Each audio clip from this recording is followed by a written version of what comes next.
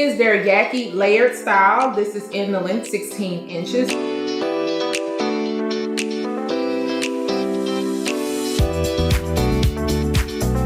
So Miss Ma'am is on and she is fitted, okay? She's fitting.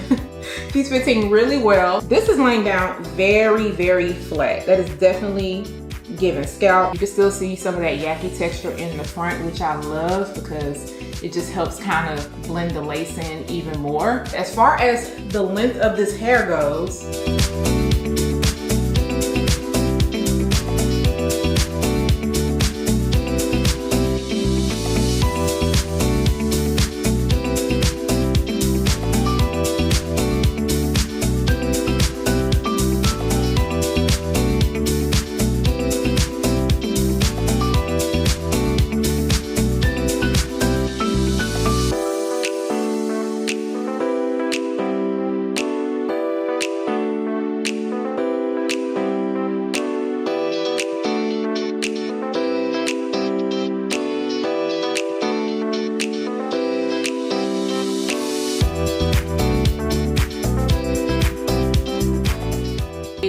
very easy to install. Flat iron really well.